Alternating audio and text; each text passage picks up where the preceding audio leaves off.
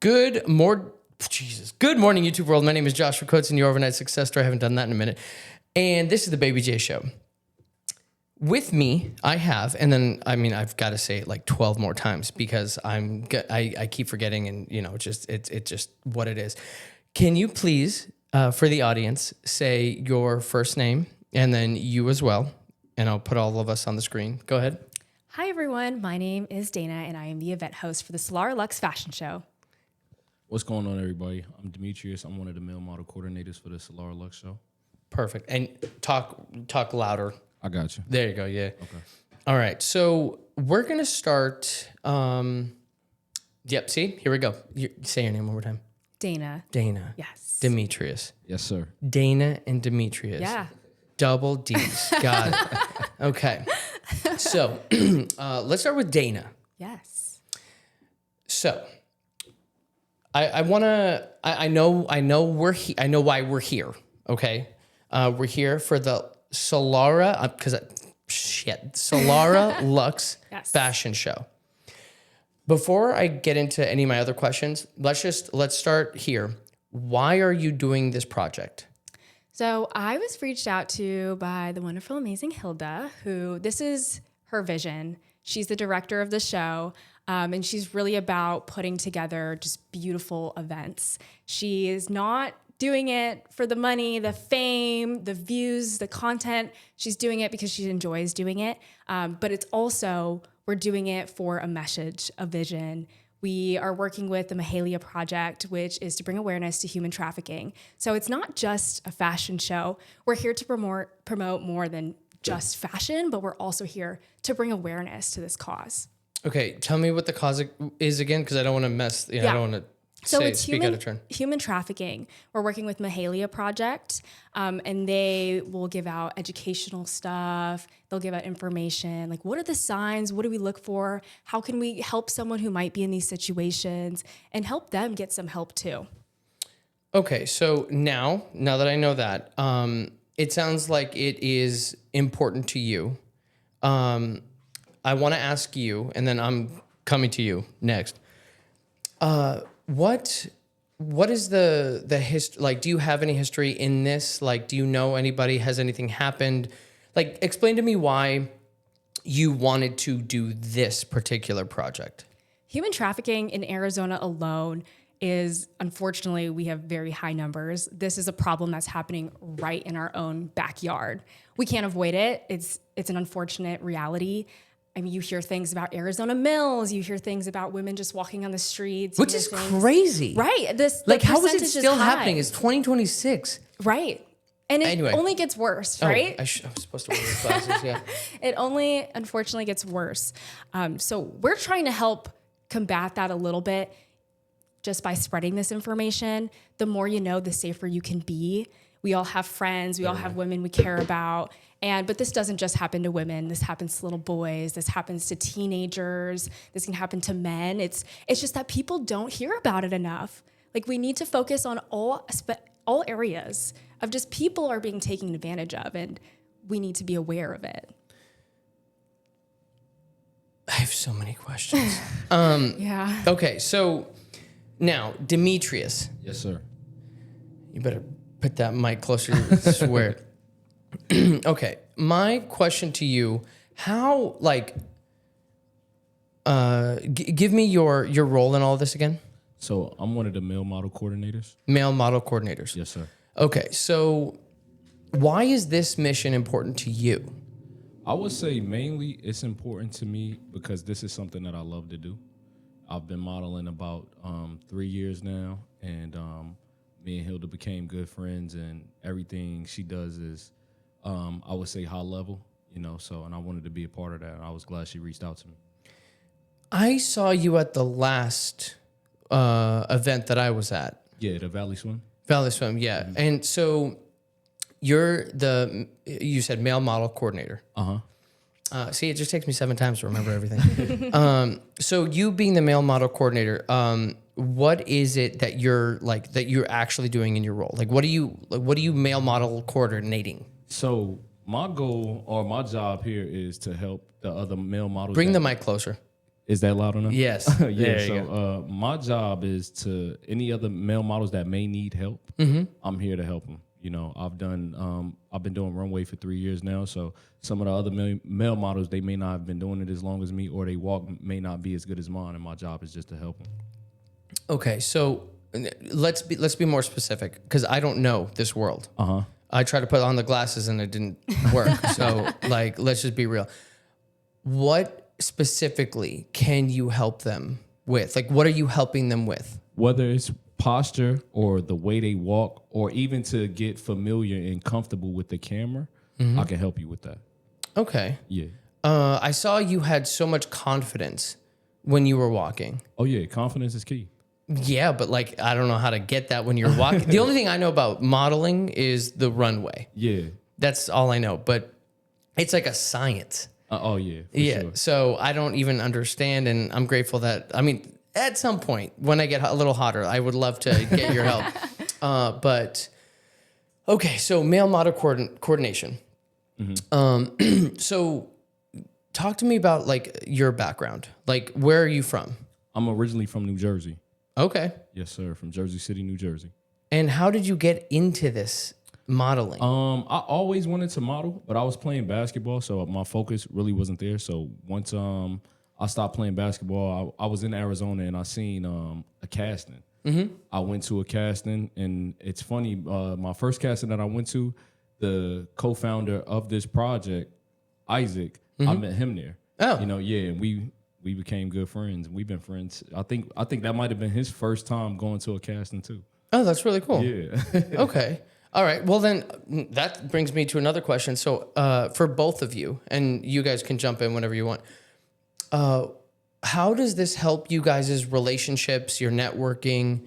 Like, what does this do for you individually, and like as your sole proprietors, as your artists, as your entrepreneurs? Like, how does this help the overall goal? Yeah, and it really gives us an opportunity to work on our leadership skills, our organizational skills, all these events leading up to it that we're going to or being a part of. It's a connection. It is an opportunity to network. It might open a new door for us. We might meet a new modeling friend. We might learn a lesson. We get so much just from being in this scene, and it's not ever a waste. Like, you take this on and you move forward in your life and you can apply it to anything, which is great. And it's a community, at least in Phoenix, the model community is very inclusive. It's very welcoming. And you see so many different people, so many different faces. So you always feel like you're in this bubble of like just amazing happiness, which I love. I mean, for example, you often get invited to things just from Instagram alone. When you see a casting call, you'll see your friends send it to you on the DMs, and you're usually in the model group chats on Instagram. You're like, hey guys, come on, let's go to this casting call. So you always feel like you have a support system. And I mean, my first casting call that I went to, I knew nobody in the scene, and I was like, oh my gosh, like, what am I doing When here? was your Am I first qualified? casting call? Mine was 2 years ago. It was the waste management fashion show. Oh, and I dope. actually met Doye there, who is our tech guy. And that was my first show I ever did. He was there, and now I've seen him like ever since. So that's kind of a crazy thing too, kind of like your story with Isaac, who's the co-founder. So it really is the gift that keeps on giving. Question for both of you. Yes. I mean, if you wanted to answer that as well, like what it does for you, like, well, what has it done for you? Because the question I was about to ask is like, from like both of you have had at least 2 years, if not more, of experience in this world, right? And so my question that you can answer here is, what has changed? How have you grown in this world from the start to now? Like, how have you evolved? I would say, well, to the first question, I would say the key thing is networking. You know, the importance of it, especially for this area, because we know about New York Fashion Week, you know, LA Fashion Week, Paris, Milan. I think there's a great opportunity in Phoenix for us all to work together through collaboration, and everybody's trying to do the same thing, and everybody got their own platform. And what we trying to do here is bring the platforms together and, you know, network and elevate, you know, and that's the main goal for this, what was your second question there? My second question is, I mean, and we can. There's another question that I just had because of what you just said, but the second question to that was, since you started, what has evolved in you and in your work and in this world for you as a whole? A lot, actually. Like the first thing that you mentioned about me was my confidence. My confidence has gained to like a whole nother level. Like when I first started, I don't want to say I had a false sense of confidence, but like I've always been the type of person where even if I knew that I couldn't do it, I felt like I could do it. You know that's what I mean? good. So it's like once I started doing it, it just became a domino effect, and the confidence became there, and just opportunities just started coming. And I was talking to someone, and they was just saying, preparation meets opportunity. So the more that I became prepared, the more opportunities came my way. From more runway shows to print stuff to commercial things. Okay, so you're multifaceted now. Yeah. That's what I love about the industry. It's like it's so many different doors that you can go through within the fashion industry, and I just love it all. Okay, so and it sounds like you've always been good at this then. I wouldn't say that. It takes time, but I'm getting there. I'm getting better. Well, okay, so then like specifically, because you're gonna tell that like I want to dig, like Right. I want specifics of like all this stuff. Okay. I'm not gonna let you guys just like do generalities here. So, Right. what have you seen in yourself that has grown from the beginning of starting this whole modeling and this time I don't know if you've done it before, but the coordination now just seems like you're in a more leadership role now. Yeah. But like, what has changed? What have you seen, like, other than your confidence? Because like obviously you were saying that like I had it, but then Right. it'll exponential. So like, what has changed? The main thing is, I would say, understanding that I am a brand. You know what I mean? And that's the key thing, ultimate in any entertainment industry, is that understanding that you're a brand and where you want to go with your brand. And that's the key thing to take away from that. Okay, so where do you want to go with your brand? I would say I'm all over the board with the entertainment industry. You know what I'm saying? From modeling, I also do music as well. So like I dibble and dabble. I would say a jack of all trades, and I just want to be able to do everything that I like to do. Do you know the full saying of that? A jack of all trades? I don't. So I love this. do you know it? It's like a jack of all trades is often better. Nope. A jack I of missed something. Yeah. A jack of all trades is a master of none, but Yes. oftentimes better than a master of one. I like great. that. Yeah. So everybody has said it, and just so everybody knows and everybody can hear.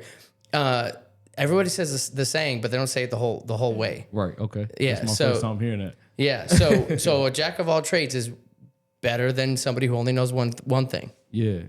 Yeah. So I like that. Yeah. So I like that you said that, and the fact that like you do a lot of different things. That's important. That is very important, especially for your brand. Most definitely. So now to you, talk to me about your brand So and who are you in this world? I do a lot of work with pageants. I do some work with podcasts and more like bridging.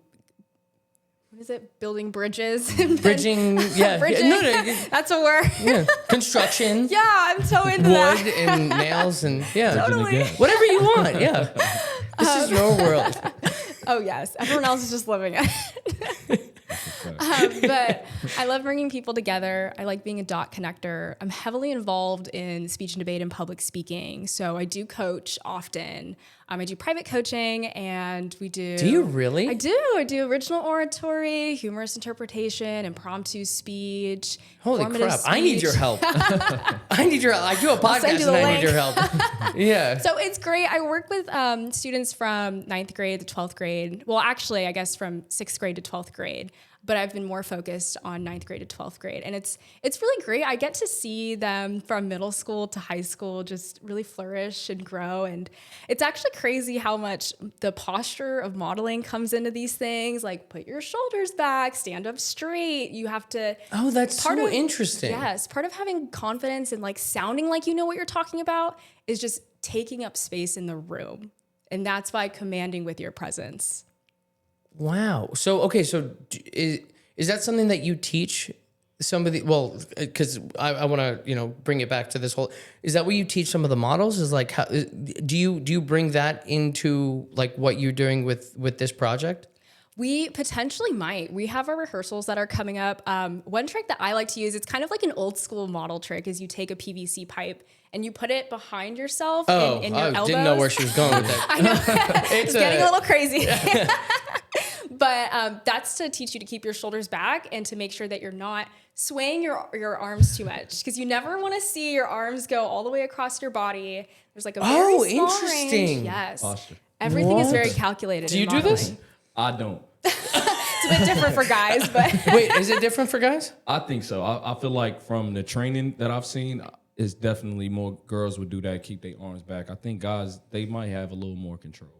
Oh, okay. Maybe. it's a little bit more of a laid back. Oh, so women don't have control? Is that what you're saying? No. Demetrius. Wow. Already. No. Okay, so let me know. I want to go a little bit back with you. So where are you from? So I was originally born in Johannesburg, South Africa. Holy shit. Yeah, but I moved when I was 1. So I am Arizonan through and through. Okay, so born there, but then raised here. Okay. And this is all that I know.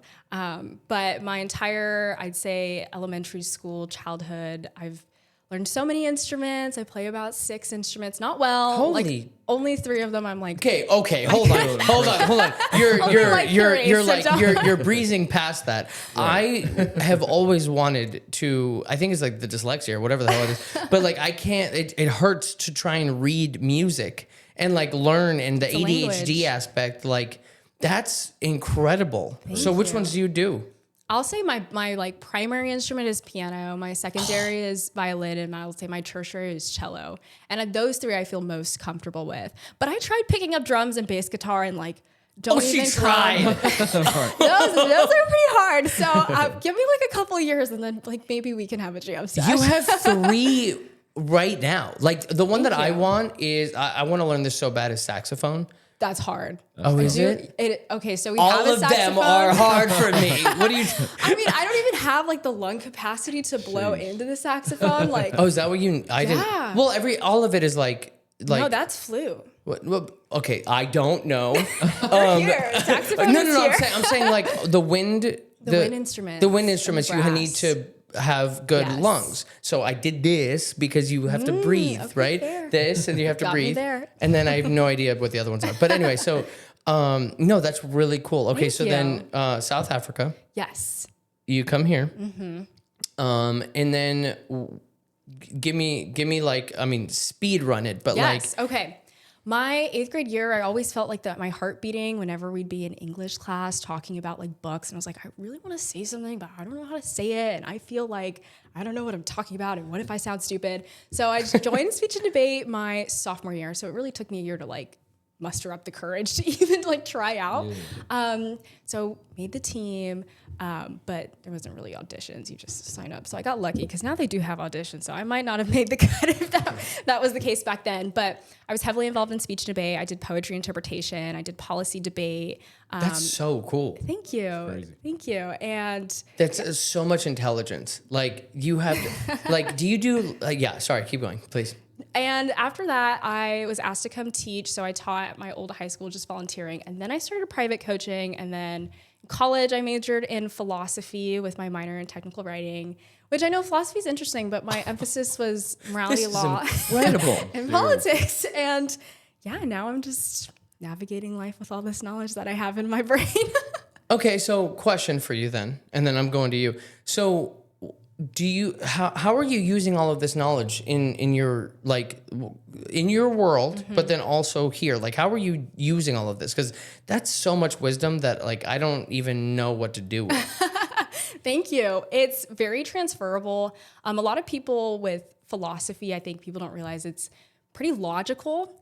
And I always say it's a little bit harder than writing a STEM paper or as difficult, because in STEM, you're pulling from graphs, you're pulling from external data, you're pulling from tests that you ran. And for the audience, can you tell them what STEM is? Yes. Oh my gosh, I'm going to butcher it. It is science, technology, engineering, and math. But STEAM is science, technology, engineering, arts, and math. So we can add arts in there because She just said she's going to butcher it, and she did it way better than I would have. So your STEM majors are like your engineering, your chemical engineering, biomed, all that fun stuff, neuroscience, aerospace.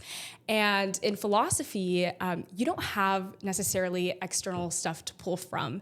Whereas, like, I don't have any data or graphs that I can use. I have to make a logical analysis. And if my logic, my chain is broken, my logic fails. And that means my paper at some point has a break. So now I'm like, how do I fix my logic? And there's a little bit of math to it. I'd never dabbled in the math side of philosophy. That was very challenging for me. But it's interesting because, like, you go out into the world and you work in fashion shows, you work in your 9-to-5 job, you're working with students, you're always solving a problem. And you need to figure out where you break in the chain, and you need to figure out where they may break in the chain, and then you need to fix it. So it's all about having solutions to these problems. So I have a incredibly painful question. I had to put my finger up so I didn't forget it. And I'm going to start with you, and then I want you to take this over too. Okay, so Demetrius, what she's talking about is in my head, okay? And I might be ignorant to all of this, okay? Where I'm going with this is she is a female in a male-dominated world, and you are a male in a female-dominated world. So first, I want you to talk to me about your history. So just like how she did, I want you to talk to me about like from not like 2 years old, but like where you started and how you got here. And then I want you to talk to me about what it feels like being a male. And believe me, you got confidence. I've seen you already. Yeah. But talk to me about how you're a male in a female, in what I believe is a female-led world in the modeling world. Mm-hmm. Go ahead, talk to me. I would say, just to go off from what I said earlier, getting into the modeling industry, I always wanted to do it. I'm originally from New Jersey. We right here next to New York, Fashion District. And the moment I seen the casting and I had the time to do it, I went and I did it. And I was just like, bring the mic closer. I wasn't as good. There you go. And I was like, when I met Isaac and a couple of others, they was like, we're going to another casting. I'm like, okay. We went to the other casting, and I actually got cast, and I couldn't believe it. I'm like, oh, dang. That was just like the start to the domino effect. Got it. And I would say being in a female-dominated industry, it would... Do you see that? Do you feel it or no? Yeah, no, most definitely. Because I would say, like, it's like completely different for the way that guys get treated. Like the girls get tell me, I'm a guy. I have no idea. Like, the girls, they get all the love. They don't pay for nothing. Photographers, they wanna shoot them. Guys, they make guys pay for everything. Like, man, there's not hot moms who wanna shoot. I mean, I feel like there are some photographers out there that show the guys love, but just mainly the girls get all the love. Most shows they even have more female designers than the guys. Oh, really? That's true. For sure. For sure. Yeah, okay. So it's like being a male model in this industry, you gotta be twice as good to, stand out. Oh, so how do you have to be twice? Like, what are you doing to be twice as good? I would say I'll take care of myself. That's as every model should. You know what I mean? The more you take care of yourself, or the better you take care of yourself, you might have that opportunity, or someone might look at you, oh, your body is better than theirs, or your skin look better than theirs. We'll take you. Or sometimes I can't even explain what that look is, but somebody might say, you have that look. You be like, what look? They like that look. You know what I mean? And it works for them. You know what I mean? Let me just fix my chair real quick. You all good. Yeah. There we go. Okay. Okay, so let me hear real quick. The vision of I'm like here, just to be to be historically accurate and me being vulnerable here because I'm looking at it right now. So Solara Luxe. So who wants to tell me? Because I'm sure both of you understand the vision of it. So what is the vision? So Solara Luxe was originally created to have this classy side to it, but this summery, fun brightness. Hopefully I don't butcher this, but it's called like Été Soleil. It's Latin, and it means sun or bright. So our fashion show that we're having with the co-founder, Isaac, and Hilda, the designers were given the theme to essentially create bright, summery fabrics, showcasing the strength behind it, showcasing that the light that can come through and show through these models, and that, you know, hopefully that we can be a part of help restoring the light that was unfortunately being taken away from others. That is beautiful. Thank you. Okay, so now, I don't know if do you guys, because I want to ask you guys about the team. So do either of you, like, I want to know, like, who's on the team, who does what, who's on first, all the things. So whoever wants to jump in. Yeah, we have a pretty big team, which is great. You really need kind of all hands on deck for planning these big events. So Hilda and Isaac, they are our co-founders. Hilda's the director. Underneath that, we have Doye. He does all of our tech, but he is also a model, which you'll notice a common theme that most of the people that we have on our team are models, which honestly helps out because we can put ourselves in those shoes of like, how are the models feeling? How are they going to feel the day of the show? Yeah. So it works out really well. We have 4 different event hosts. Maggie and I are our event hosts. We have Fox as our red carpet host. We have Brianna as also a red carpet host. She does sports, so it's really cool to get that flair into it. We're coming from a lot of different backgrounds.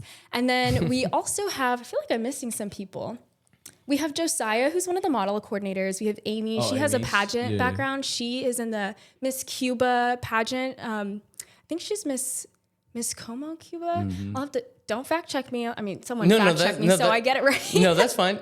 We have, so Amy's one of our model coordinators. And then we also, I think we have some more female model coordinators. But on top of that, and as the main organization of our team, we also have people coming from, I believe, one of the like makeup and hair artist salons, like the educational side of it, who they're getting their cosmetology degree, they're helping with hair and makeup. There's a chance we also get some people who are interested in just working in fashion. So those young designers who are still learning, either in college or in high school, and we're giving them the opportunity to also be a part and see what happens behind the scenes. So I know we talked about it in the beginning, but like, talk to me about how the process of like finding the models works.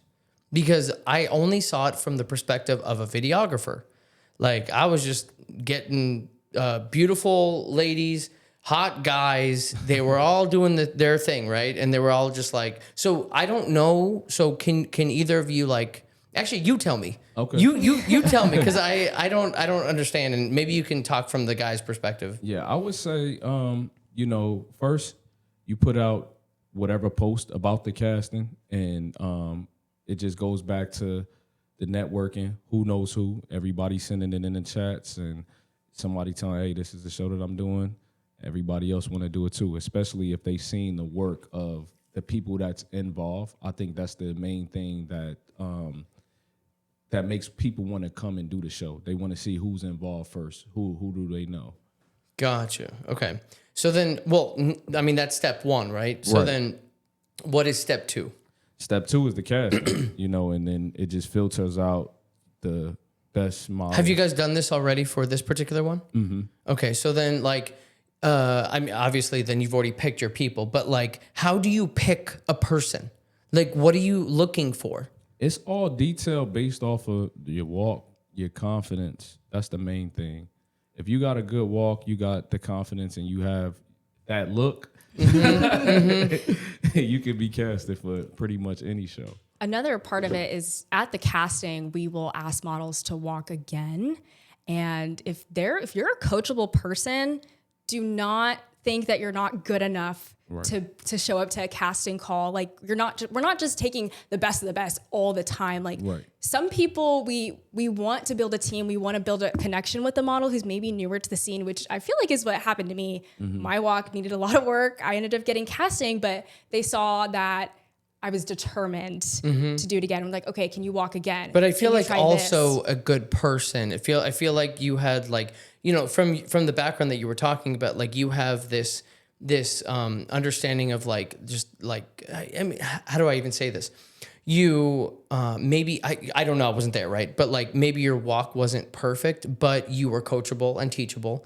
And you were kind, you probably smiled. Like there were a lot of things in there that like, I believe that somebody who's like who's judging, I don't know, is it a judge? Right. Yeah. Would look at you and would say like, well, look, maybe she didn't do this the way that like I want it, but she also did this, and this that was really good. And she could definitely, I could see something in her. Like you got that. Right. That look. Yeah. And that's exactly why at casting calls, you're not just walking. There is a small interview portion at most castings, especially in the Phoenix scene. I will say like New York Fashion Week, Milan Fashion Week, it's just you walk and you're immediately picked left, right. It's like Tinder, honestly. No, it really is. It's a harsh space. And I'm only 5'1" and here I am still doing runway. So they're not here to be the best of the best. They're here to build a community, and your community is better when you have that connection. That part, the community part. Okay, so I want to talk about like, so New York and like, I don't know, LA or whatever, but like I feel like New York Fashion Week and all that, it feels very cutthroat. It feels very like swipe left, right, like real quick. Like now I don't know the world, right? So I'm asking this because I'm curious. Do you feel like what you're building in Arizona is more of a community than a Tinder swipe? Well, that's the goal, you know, and that's why we want to get everybody involved and just network, and we can all bring our platforms together, and we can be that next, you know, Fashion Week LA that everybody come to, or the Fashion Week Paris, you know, New York. You know what I mean? That's the goal. And on top of that, when you're a designer and you really like working with certain models because they're coachable, because they understand your vision, they might end up going to New York Fashion Week. I noticed this year that there were a lot of new designers. So if that designer from our hometown in our backyard goes on to New York Fashion Week, or they go to Milan Fashion Week, they're like, this is my model, I want you. Because you get to a level where you don't even have castings, you just get direct selected from an agency, or you just have that that connection with the designer. So it's never not worth it to try and get out there. I mean, that makes sense. And like, I feel like a lot of that is like just relationships and being good. I keep going back to it, but like, cause there's a lot of bad people in this world. Yeah. And so being a good person, having the right attitude, being coachable, being teachable, all of those things are super important. So like, I appreciate you saying that. And like, one of the things, the reason why I started this whole podcast, and just, I usually say this at the beginning, but we just jumped into it. The reason I started this podcast is because I saw this gap in the community, in building community locally. So you're talking about building a collective, essentially. Like you see these people on social media where they're interviewing these big celebrities, doctors, scientists, all these things. And something that like I know of an incredible chef that is 3 blocks away. And I know a doctor, a dentist who is 8 minutes away. And they're working so hard on their business that they don't get time to build a community and create content and show who they are. So what I wanted to do is I wanted to bring people in to my world, and I wanted to ask them questions like how I'm asking you and I'm asking you, so that way I could help them build this community that they kind of wouldn't necessarily be able to build. You know what I mean? So my question to you is, how do you see this project building the community and it going further than just networking and going further than, you know, do you see what I'm saying? Yes. So how do you see that? Well, I want to say thank you for what you're doing. Like, this is also very important, and it really goes back to the core here. You need support, and we need to fill those gaps, and you're doing it. So you're moving the needle. So that's amazing. But back to That was very sweet. to the show specifically, when you are selected, or if you are selected and you come to rehearsal, it's not easy. And relationships are built through struggle. You're working together, you're figuring things out. I mean, us as a team, we have a large team and we all have different thoughts and ideas. So when we come together every night and we're texting about things throughout the day, and then we show up to rehearsals, it's figuring it out. It's problem solving. Where's the break in our chain? What's the logical analysis here? And damn, I love her. When you're a model and you're newer to this, that's how you feel like you've got it, because you see every other model that you saw on Instagram, like, oh my goodness, their walk is amazing. I can never live up. You see their practice in real time. You see them walk back. You see them walk forward. You see another model coordinator say, actually, change this. Look for this. So you see those flaws. And that's what you do. Right. Yeah. Okay. You see those flaws, and then it happens to you, and then it happens to everybody. So now you're going through this process and you're like, okay, I get it. Like, this is not as scary as it seems, because we're all here to learn, and we're all here to make you better, because if we make the model better, it makes us better, and it just kind of goes around in a big circle. That's a fact. Damn. Yeah, and I would say mainly is just working with good people. Being brought in on this is like what a couple of people that I already knew, but it's no surprise that we just happen to be a team. We all like-minded good people. We all want the same thing. You know what I mean? We see what's missing, and we see that niche that we could definitely elevate and work together and take this thing to the next level. And every single person on our team, I also want to shout out Phoenix, she was one of our judges, is a model. So we've all been exactly through this process. Yep. And that's really important. Like, if you look at like a lot of games, let's say sports, for instance, you know, commentators and coaches, a lot of these people, they're doing these jobs and they never done it before. And they will never understand it from a player's perspective. You know what I'm saying? I think it's really, really important to have somebody who's done it to be able to coach you, or, you know, just be there to help support you, doing the right thing. Is there anything that you two want to add to this before we end with a closing message? Because, and I'm just going to call her out. Hilda wants me to ask both of you a closing message. But is there anything that you two want to add to this? Like, anything personal, whatever. This is your moment. I will say that if you are a model that's out there and you feel like you've done every runway possible, you've done every print that's happening here in Phoenix, I think our team is a testament that there's growth beyond just stepping on the runway. You can also direct your own show. You can host your own photo shoots. You can become a designer. There's so much opportunity within the modeling space. And for those who just love modeling, keep modeling. Like, you are a visionary, you are your brand, and we want to show you off. So there's a lot of room for growth, but there's so much opportunity. So it's always worth it to just get on out there. We're welcoming.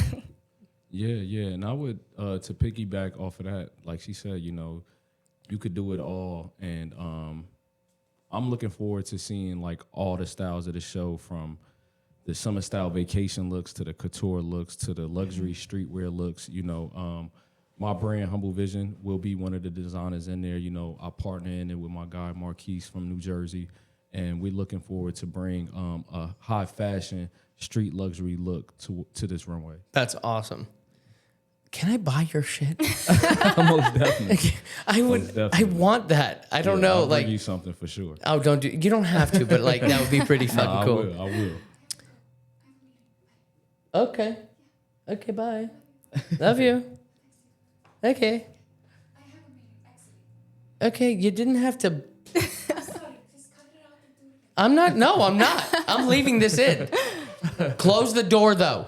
Love you. Oh, your shoes are right here. Oh, no, those ones are mine. Oh, never mind. Okay, bye. Love you, bye. Hilda's leaving. So for everybody to... Yes. Hilda's leaving. Okay, so what is the... Do you want to do the closing message now she's gone? No. What's the closing message that you want to give You basically just did it, but like, but is there anything like, because that was from the heart, but like, what's the closing message for the project? Solara Luxe Fashion Show is here to show your inner light. So come and join us. June 6th starts at 7 p.m. We'll have lots of fun. Meet the team, meet the models, meet the designers. There's a space for everyone here. Damn, that was good. I couldn't say it any better. June 6th, show up, let's connect, and let's have a lot of fun. Yeah. All right, beautiful. Well, guys, this was the Baby J show. I don't even know which episode. It's probably 24 or 25. And by the way, before I hang up, before I turn this off, it was just a FaceTime for everybody.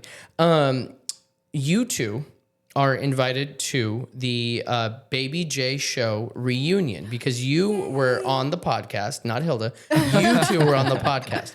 So I'm having a reunion of everybody who had come on the first season. So about 30 episodes, 30 people. Okay. 31. And I want you to come and I want you to show off your brand. I want people to meet you. This is how I'm building the community. And so the people, hopefully, this is kind of my vision here, is that like, June 6th, you said, correct? Yes. So as much as I can promote that, what you can do then is after that, we can have content, from that. And then I can show the content that day.